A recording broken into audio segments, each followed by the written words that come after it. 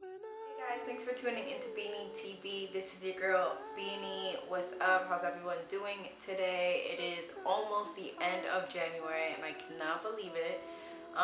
So what? We got like 10 or 11 more days to do everything that you said you were going to do this month and get them goals ready for February. Get your intentions ready for February. This is going to be an amazing, amazing year. 2015 is definitely our year. It's your year. Nobody can tell you no. Okay? Nobody can tell you no. So a lot of people ask me questions about Los Angeles, like where to live, where to hang out, where to eat, and so I just wanted to start this like mini series of trying to just help people and answer any questions that they may have. So first, I want to start with location. Everyone, if you're moving across the country, you don't know where to live. So a few places I would recommend living when moving to Los Angeles are downtown Los Angeles, DTLA, Koreatown. Um, I would suggest moving to North Hollywood. If you have a car, I would definitely suggest moving there if you have a car. If you don't have a car, moving to North Hollywood can be a little bit tricky with public transportation. But I would also recommend where I live, which is the MacArthur Park area, which is like right before downtown. So um, where I live, the rent is pretty cheap. It goes from like $600 to $1,000 a month for rent. The neighborhood is lively. It's fun. It's a lot of South Americans and Mexicans, just all a working community. It's a lot of fun around here, and it's super super close to downtown. So if you can't afford downtown, which is really where downtown is definitely up and coming. It's where all of the amazing like eclectic artsy people hang out. One space I looked at, it was 1,000 square foot loft for 1,600 a month. Now, like for one person, depending on your income, that may be crazy. But if you divide it by like 4 people, that's not bad because it's enough space where like if 4 people are living, then you guys have different schedules. Like it could work out. So downtown LA, is a really, really great place to live, just to and to hang out, to meet people that are creatives like yourself. Koreatown is full of like it's basically like Chinatown, right? So you have all your Korean stores, your Korean restaurants, Korean bakeries. That's where like all the Korean people hang out there.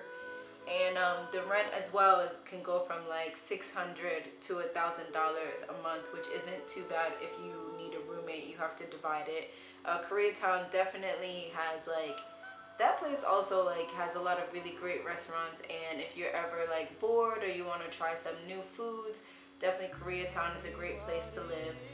It is very like tight, like there's a lot of apartments next to each other, and it's kind of like for me, Koreatown seems a bit more crowded than I would like, but this is me thinking about Koreatown going down the main street here called Wilshire, one of the main roads, Wilshire, and yeah, for me it's just too like compact. I don't really like that. I like the space that MacArthur Park gives me, and yeah, I like where I live. I like where I live the most because it's right there near downtown, not too far from Koreatown, but it's also right near Silver Lake, which is basically the Williamsburg of Los Angeles. So that's also a really good place to live. Now, I don't know how much the rent is over in Silver Lake, but I know that if you enjoy hanging out in Bushwick and Williamsburg, and this is for my people that live in New York, but if you're into that vibe, then Silver Lake is definitely where you want to live.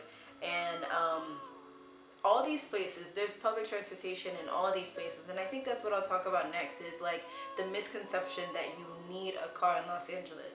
You don't need a car if you're gonna live near downtown or in downtown and all your friends live downtown and there's clubs, there's restaurants, there's bars downtown. Like it's weird because someone who lives in Hollywood won't come downtown to party, and someone that lives downtown usually doesn't go to Hollywood to party because everything you have is right in your vicinity of your own neighborhood. So these are the places I recommend living only because Like, there are places that I would live. Like, I personally wouldn't live in Hollywood. I wouldn't personally live in West Hollywood. Um, Again, I don't have a car, so I wouldn't live in North Hollywood, but I do like the North Hollywood area. Like, that's where all of the dancers are. That's where majority of the actors live. And nothing against these neighborhoods, but for me, as far as like creativity and what I'm looking for and what I want to surround myself with, Koreatown, downtown, over here in MacArthur Park, and Silver Lake is where I highly recommend. So I'm gonna leave a link to one of my videos, A Day in LA, where it just follows me around Los Angeles, and it kind of shows you where I live, and I think I show you a little bit of the Hollywood area. So I'll leave a link for that video. Make sure to check it out.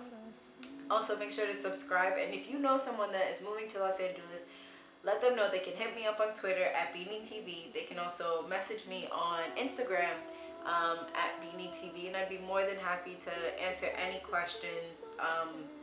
And yeah, I think next I'm going to talk about public transportation, because that's a misconception that you need a car to live in Los Angeles.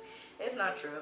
I've been here for 9 months, and though I enjoy being in a car when one of my friends has a car, you don't need a car, because it's exactly like, you know, taking the buses and the trains in New York. Like, it's fine. It doesn't run as like 24 hours like New York, but it's fine because this city shuts down by 2 a.m. anyway.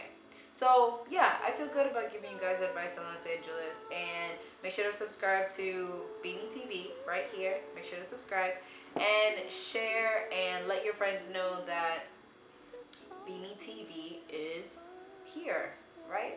Okay. Alright, thanks guys for tuning in. Peace.